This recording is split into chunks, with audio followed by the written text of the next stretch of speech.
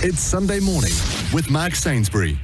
It's Radio Live Sunday mornings. Yes, I am Mark Sainsbury, and yes, we are now talking business and all matters related to business, as we do every week with Dr. Harold Hillman, author, celebrity speaker, leadership coach, managing director, and correspondent here on Radio Live. Good morning, Harold. Good morning, Mark. Okay, change. That's right. Every employee listening to this, their shoulders will slump when they hear that word. Yes. It's just something that in companies, big and small, we just haven't done it very well. And so what it tends to do is, rather than being something exciting and invigorating, it causes a lot of people sort of anguish and pain and turmoil because we just don't put context around why it is that we need to change direction or change a particular way of working or just change our attitudes. Very often we're just sort of ordered to do those things, or they come without sufficient context, and people then hunker down and sometimes exhibit real defensive behaviors when we simply ask them to change in the interest of helping the business grow. The other side of that, Harold, I've seen a bit of this over the years, is often it seems to be change for change's sake. Yeah. It doesn't work. A year later, it's changed again. That's right. And you think, who are these Muppets doing things? Because it's just sort of, someone comes in and, hey, I've got a great new idea. And that's the real hard thing about getting employees to buy into something, because they just don't trust that, A, it's needed, or B, it will work. Exactly. And again, because we don't put context around it for them. Now, Mark, the cycles of change in companies have shortened. They have shortened almost twofold over the course of the last 25 years or so. It used to be that you could ride if you put a new strategy or a new process or a new data system or anything in place to help performance, you would let that ride its course at around 7 years or so. That's a long time, and that sounds like a luxury compared to 2014, where every 18 months or so, you really are in a position of needing to change the way you operate, change the way you work to keep pace with the changing demands and requirements of consumers and even what your competitors are doing.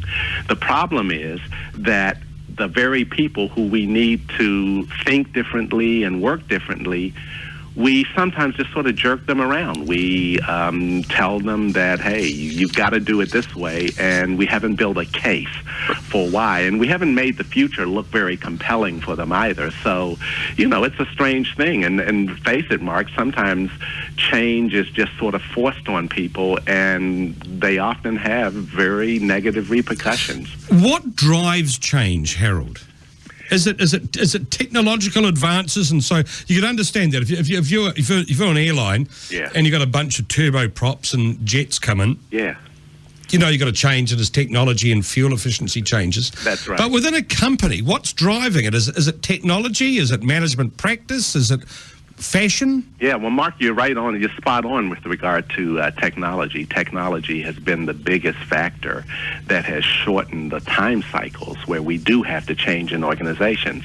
Technology has made the world a lot smaller. So the flow of information, the ability to track where we are relative to competitors, the sense that we have to remain more nimble and agile. Competitors are watching us and we're watching them, which means that it's also advantageous to be the first out of the gate. So whereas in the past where you had the luxury of letting things just sort of settle into a sense of comfort around how you worked and those kinds of things, now you've got to get people nimble and agile and flexible and a positive sense of that this change is going to drive us to a better place, as to this change is going to result in pain and anguish and those types of things. So, Harold, is it bad management if you don't bring the staff with you? If you bring in change and people are resisting it or object to it or find it discomforting, does that point to bad management? Well, listen to this, Mark. It's a bit of an adage that's used when talking about what's required to lead change. And it's those who plan the fight don't fight the plan. And if you think about that, there's a lot in there. And that is, if you get people involved in the changes that are going to impact on their lives early enough so that their input actually helps you craft what the future state's going to look like, they're less likely to resist it. They're less likely to fight it. They're more likely to own it. They're more committed to it. And so it does pay. Good management is, if you're going to impose change on people, get their voices involved in that change sooner than later, because it'll make all the difference in the world in terms of their degree of commitment and execution. What happens if someone just digs their toes in and says, stuff you, Harold? Yeah. Stuff you, I'm not changing. Yeah, that happens very often. Sometimes there's a bit of a dip in performance, Mark, when we are driving change, and that's to be expected. There's some people who are trying to get their head around the new way that you think they should be working, or a new strategy, or a new, just, whatever it is, they're trying to get their head around it. Now, that's different than somebody who refuses to get their head around it.